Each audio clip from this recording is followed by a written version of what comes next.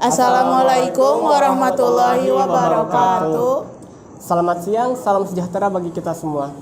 Sebelumnya kami dari kelompok 4 mata kuliah Kewarganegaraan Universitas Langlang Buana. Sebelumnya mohon izin memperkenalkan diri, nama saya Reza Farhan Fadila. Saya berasal dari Prodi Pendidikan Matematika. Nama saya Michael Anwar Situmorang dari Pendidikan Matematika. Nama saya Irma Triani dari Pendidikan Ekonomi. Nama saya Ahmad Fauzi Yusuf dari Prodi Pendidikan Ekonomi.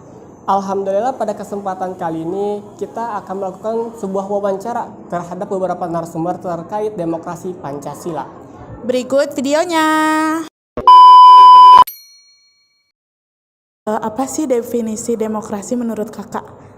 Baik, terima kasih. Kalau menurut saya secara pribadi, demokrasi itu banyak sekali penafsirannya gitu ya. Demos dan kratos, di mana demos itu merupakan kekuasaan dan kratos itu rakyat. Di mana demokrasi itu berarti rakyat dalam suatu negara mempunyai pengaruh terhadap pengambilan keputusan yang penting yang akan dilaksanakan atau akan dilakukan atau akan dibuat oleh suatu negara dalam pemerintahan. Menurut Teteh gimana sih demokrasi di Indonesia itu sudah diterapkan atau belum implementasinya?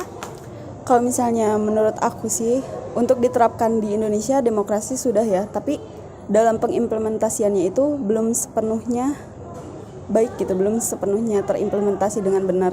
Karena masih banyak orang-orang di Indonesia yang melaksanakan golput gitu atau tidak memilih gitu. Nah, hal-hal yang seperti ini kan yang harus menjadi perhatian daripada pemerintah gitu sebetulnya. Oleh karena itu, seharusnya sih menurutku pemerintah lebih giat aktif lagi gitu dalam menyuarakan peran-peran demokrasi ini kepada masyarakat. Apalagi kan sekarang udah mau menjelang masa-masa pemilu ya. Makanya pemerintah tuh harus lebih banyak sosialisasi lagi kepada masyarakatnya gitu. Gimana sih pandangan kakak-kakak terkait pemilu tahun ini, pemilu tahun 2024 yang akan datang? Karena kan sekarang lagi musim-musimnya pemilu nih, lagi banyak dibicarakan juga. Gimana sih, apa itu teh udah demokrasi atau belum gitu? Boleh dari awal dulu?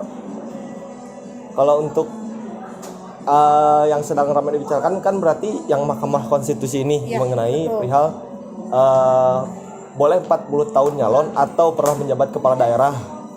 Ini berarti yang menyongsongnya ini tuh dari Gibran khususnya, dari kan sebetulnya kalau itu tuh ditarik lagi jauh bahwa ketua MK ini tuh bahkan mau dapat sidang kode etik karena memang punya ikatan apa ya namanya kekeluargaan lah sama ketua MK ini Pak Jokowi dan Gibran ini. Makanya sebetulnya itu masih banyak juga diperbincangkan di kalangan mahasiswa ataupun elemen-elemen masyarakat yang lain. Banyak yang sebetulnya banyak yang menolak juga perihal yang 40 tahunan atau sudah menyalon kades ini. Cuman terkait usia ya?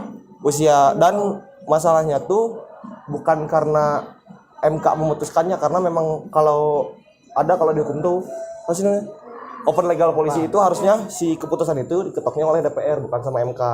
Jadi cuman kalau melihat nanti pemilu berarti Februari ini sebetulnya ramai karena ada 3 cawapres dan cawapres dan capres ini. Jadi bakal kepecah 3 juga suaranya. Kan kalau tahun-tahun kemarin cuma 2 calonnya.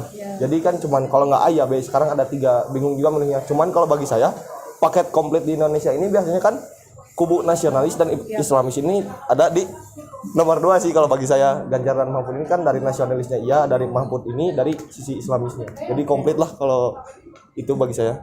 Mungkin dari Ketua Dika. Oke, mungkin dari kakaknya. Boleh diulang pertanyaannya? Boleh. Gimana pandangan kakak terkait pemilu tahun 2024 ini? Apakah sudah demokrasi atau belum? Oke, sebetulnya mungkin sedikit saja ya intermezzo dari sebenarnya pemilu ini buah dari demokrasi itu sendiri. Jadi kita dapat katakan baik atau tidak tergantung pada pelaksanaan dan pengawasannya. Contoh, misalkan pada pelaksanaannya tetap masih ada titik kecurangan. Terus pengawasannya kan jadi pertanyaan ini di mana gitu. Dan ini tugas siapa? Sebetulnya ini bukan tugas semua ya, terutama kita kan sebagai katanya agent of change juga yang fungsinya yang fungsinya mungkin untuk membangun negeri ini yang lebih dari yang sekarang menjadi lebih maju lagi ya. Jadi kalau menurut saya mungkin dapat dikatakan baik dan benar itu tergantung dari sisi pengawasan dan pelaksanaannya. Oke, sekarang kami akan berdiskusi mengenai kesimpulan dari beberapa pertanyaan yang diajukan kepada beberapa narasumber. Sebelumnya, kita utarakan dulu mengapa alasan kita mengambil pertanyaan-pertanyaan tersebut. Mulai dari pertanyaan ke-1 itu, apa sih pandangan setiap individu terkait definisi dari demokrasi? Boleh bisa kita simpulkan dari Mikel. Oke, definisi dari demokrasi ialah sistem pemerintahan di mana seluruh rakyatnya turut serta memerintah dengan perantaraan wakilnya. Demokrasi juga diartikan sebagai gagasan atau pandangan hidup yang mengutamakan persamaan hak dan kewajiban serta perlakuan yang sama bagi semua warga negara. Demokrasi di Indonesia itu masih banyak yang perlu diperbarui, di mana kesetaraan belum dirasakan antar sesama manusia. Oke, itu mungkin kesimpulan dari pertanyaan 1. Kita lanjut ke pertanyaan kedua, bisa disimpulkan oleh Reza. Oh ya, dengan pertanyaan gimana sih pandangan dari setiap narasumber tentang demokrasi di Indonesia itu sudah diterapkan atau belum gitu.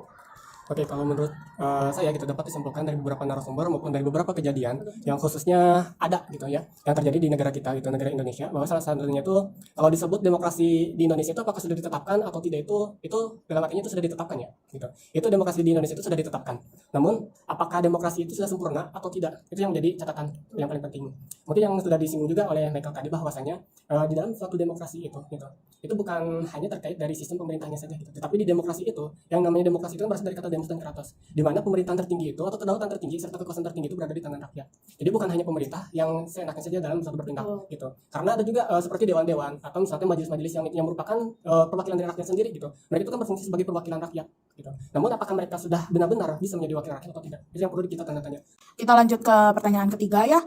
Simpulan dari pertanyaan ketiga itu bisa diutarakan oleh Ahmad dengan pertanyaan, sekarang kan lagi musim pemilu, gimana sih pandangan menurut individu tentang pemilu tahun 2024 yang akan mendatang? Sekarang saya akan menyampaikan dulu tentang dari sudut pandang saya dulu sebelum saya menyimpulkan.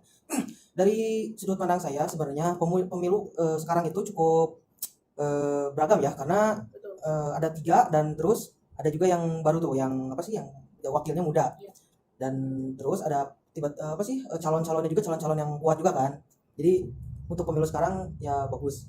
Nah, untuk sekarang saya akan menjawab tentang kesimpulan dan dari beberapa narasumber yang sudah diwawancarai dan kesimpulan yang dari saya dapat saya sampaikan, yaitu yang pertama ya banyak yang menyampaikan keanehan karena suatu lembaga yang tinggi atau yang paling tertingginya yaitu MK itu kok bisa menetapkan tiba-tiba saja tanpa persetujuan atau tanpa pemungutan suara secara langsung kepada masyarakat, tidak ditransparansikan. Terus tiba-tiba saja keluar peraturannya wakil itu harus boleh muda, karena setahu yang kita tahu gitu kan semuanya harusnya dia itu umurnya harus di atas 40-an atau 50 ke atas, karena di umur segitu tuh sudah pengalamannya sangat banyak, terus berbagai macam kondisi sudah pernah dirasakan, jadi tahu harus bagaimana ketika tindakan kalau presidennya ada kejadian atau ada sesuatu yang tidak diinginkan. Nah, terus juga di kita itu sekarang kayak kebingungan loh, karena yang Mahkamah Agung MK yang paling tertingginya aja kayak membuat peraturan yang tidak demokratis, karena demokrasi itu kan definisinya adalah untuk bermasyarakat, dari masyarakat untuk masyarakat. Tapi ini kayak tidak berlaku. Jadi menurut saya dan kesimpulan yang tadi ini kurang dan sangat tidak bagus, untuk mungkin kedepannya tidak bagus atau mungkin juga bagus. Sekian dari saya. Oke, itu adalah kesimpulan dari kita terkait beberapa pertanyaan yang diajukan kepada narasumber. Mungkin cukup sekian dari hasil wawancara kelompok 4. Jadi sudah dicukupkan ya, tidak ada tambahan lagi. Kita akhiri di sini. Assalamualaikum warahmatullahi wabarakatuh. Terima kasih banyak. Dadah.